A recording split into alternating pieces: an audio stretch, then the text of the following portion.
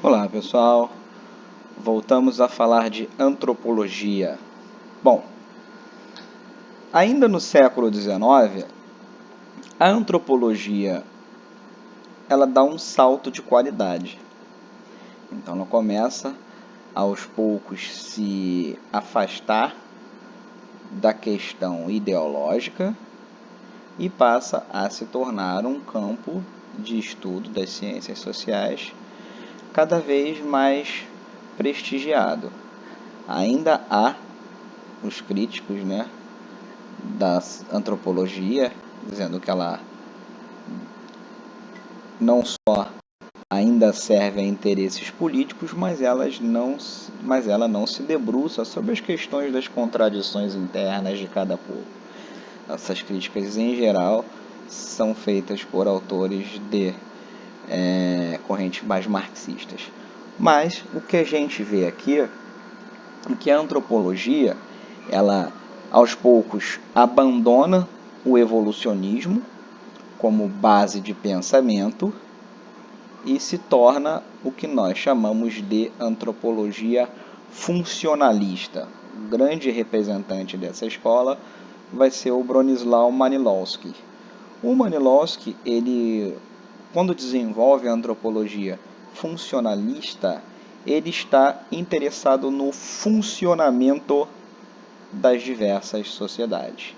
A teoria dele aponta para a necessidade do antropólogo conhecer as características da organização social de cada grupo humano, de cada sociedade.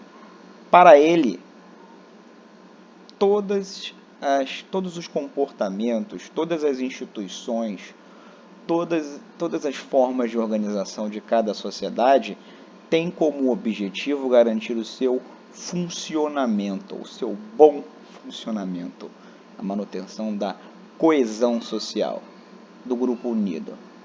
Por isso que é importante se compreender cada sociedade dentro dos seus próprios termos. Então não é possível comparar sociedades. A comparação ela até pode existir, no seguinte sentido: o que, por exemplo, a família de tal povo se assemelha ou se diferencia ao modelo de família europeia? Uma coisa é esse tipo de comparação.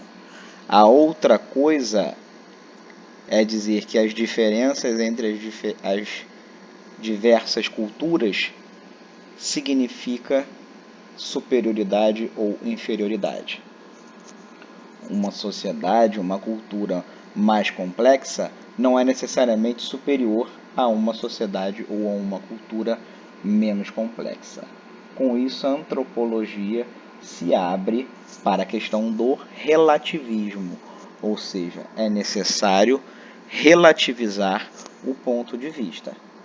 É necessário pensar as culturas dentro dos seus próprios termos. Como fazer isso? Um método seria o método da observação participativa.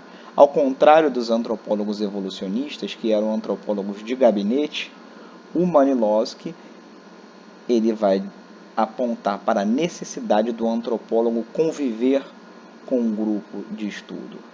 Não é à toa que ele conviveu durante alguns anos com povos da ilha Trobriand, na Nova Guiné. O objetivo dele foi estudar esses povos. Como fazer isso? Participando da vida deles. Observação participativa. Bom, com o passar do tempo, a antropologia foi ganhando cada vez mais adepto e cada vez mais espaço dentro da academia. Até que surge o pensador de origem belga, mais radicado na França, o Claude Lévi-Strauss. Curiosidade, o Claude Lévi-Strauss ele morou no Brasil entre 1935 e 1938. Foi professor da então nascente faculdade da USP, professor no curso de Sociologia, ele dava aula de Sociologia, e com essa passagem dele pelo Brasil, ele também pesquisou tribos amazônicas. E isso fez com que ele desenvolvesse a chamada antropologia estruturalista. para ele, o estruturalismo, na verdade, é uma extensão e um complemento do funcionalismo. Então, é uma forma de abarcar e de aumentar as fronteiras da antropologia. Com isso, ele vai afirmar que existe sim diferenças entre sociedades que ele chama de tradicionais, que são sociedades não capitalistas, e sociedades complexas, que são as sociedades capitalistas. Então, sociedades capitalistas são mais complexas, têm um nível de desenvolvimento cultural, científico e tecnológico muito mais complexo, muito mais dinâmico do que sociedades ditas tradicionais. Lembremos, ele está falando da década de 1940. Ele não viu o mundo globalizado de agora. Então, nessa época, ainda existiam grupos, ainda existiam sociedades que tinham um grau de isolamento muito maior do que tem hoje. No entanto, ele vai dizer que para a gente entender as diferenças entre as sociedades, é necessário sempre prestar atenção em dois pontos. Primeiro, na questão histórica. Não há como desmembrar o estudo da antropologia do estudo da história.